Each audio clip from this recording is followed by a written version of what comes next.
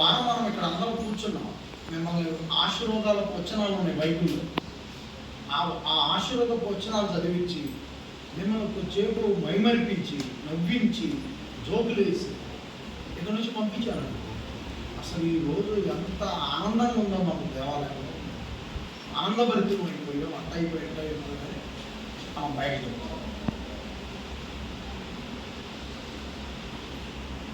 ఈ ఆలోచన లోక సంబంధమైనది, బిజినెస్ వ్యాపార సంబంధమైనది. మరలా వచ్చిన మనిషిని పోగొట్టుకోకూడదు. తర్వాత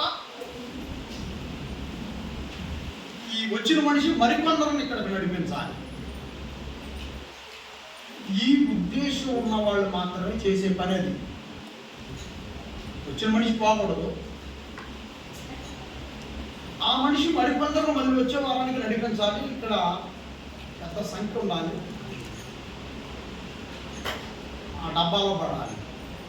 ఇది సంబంధం, అసలు సంబంధం. ఇలాంటి సంబంధం కలిగిన వ్యక్తి కానీ, ఇలాంటి ఆలోచన కలిగిన వ్యక్తి కానీ పరలోకంలో ఉన్న మన తండ్రి చిత్తాన్ని కానీ, మన తండ్రి ఇష్టాన్ని కానీ నెరవేర్చలేదు. మళ్ళీ చెప్తున్నాను, మీరు జాగ్రత్త వినాలి. ఈ అధికారం ఇచ్చింది దేనికి? ఇక్కడ కూర్చోబెట్టింది దేనికి? నన్ను ఇక్కడ నుంచి బయటకు వెళ్ళిపోతే నన్ను ఎంతమంది అక్కడికి తీసుకుపోయి కూర్చోబెట్టేవాళ్ళు? తల వంచి ప్రార్థన చేయమని ఎంతమంది అడిగేవాళ్ళు?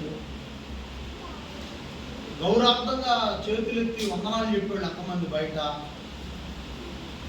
ఆ అధికారాన్ని దుర్వినియోగం చేసుకోవచ్చు అలాంటి వాడు.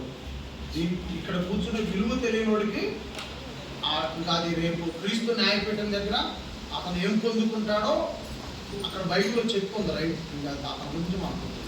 కానీ మాకు విలువ తెలుసు, ఈ స్థానం విలువ తెలుసు, ఈ బైబిల్లో ఏముందో మాకు తెలుసు. నేను నేర్చుకున్నాను, కష్టపడి చిన్నతనం నుంచి జ్ఞానం సంపాదించుకున్నాను.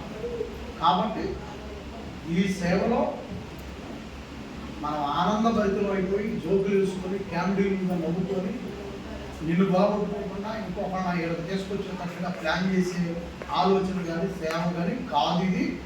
నేనంతా రోమపత్రికలోనే ఉన్నా. రోమపత్రిక విషయాలు మనకి నేర్పించటం లేదు. పౌలు గారు ఆ విషయాలు మనకి బోధించటం లేదు. మరి ఏముంది ఇక్కడ? మరి మనకు ఆనందం ఎలాగా? మనం సంతోషపడేది ఎలాగా? యేసుక్రీస్తు వారు ఏం చెప్పాడు? లోకములో అంతా అశాంతి ఉంది. ఈ గ్రామం కానీ, మన ముందున్న గ్రామం కానీ, మా గ్రామం కానీ, గుంటూరు కానీ, అచ్చంపేట కానీ, అచ్చంపేట నుంచి అమెరికా దాకా కానీ, అచ్చంపేట నుంచి అమెరికా దాకా కూడా ఏముందంటే లోపల అశాంతి ఉంది. అంటే మనిషి జీవితాన్ని శాంతిపరిచి సంతోషపరిచే పరిస్థితులు ఇక్కడ మన దగ్గర నుంచి అమెరికా దాకా కూడా లేవు. అంటే చుట్టూ కూడా అశాంతి అలుముకొని ఉంది. ఇదంతా గ్రహించినటువంటి యేసుక్రీస్తు వారు అశాంతిలో బ్రతుకుతున్న మనుషులైనటువంటి అందరికీ క్రీస్తు ఏం చెప్పాడు? నా శాంతిని మీకు అనుగ్రహిస్తాను.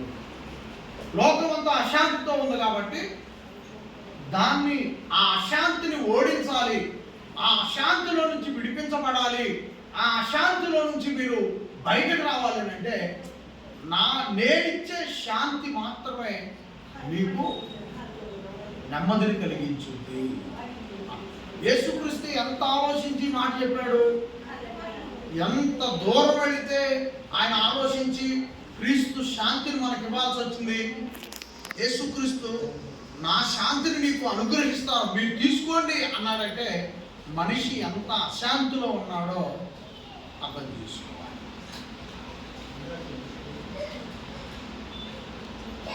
కాబట్టి మనకి శాంతి కావాలి, క్రీస్తు నుండి వస్తుంది.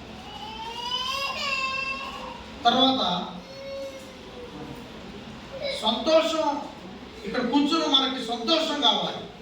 ఎన్నో కుటుంబంలో చిక్కులు చికాకులు బాధలు ఇబ్బందులతో ఉండి ఇక్కడికొస్తే శాంతి దొరుకుద్ది, కొద్దిగా మనసు నెమ్మది అయింది, సంతోషంగా ఉండి వెళ్ళొచ్చు. ఒకవేళ అనిగా వస్తే నీవు ఇక్కడ వింటున్న మాటల్లో నుంచే తీసుకోవాలి ఆయన శాంతిని. ఎలా వచ్చింది నీకు ఆయన శాంతి? ఏమన్నా ఈస్టర్ పండుగ అప్పుడు ఏమన్నా పానకం డబ్బా ముంచిపోయటానికి?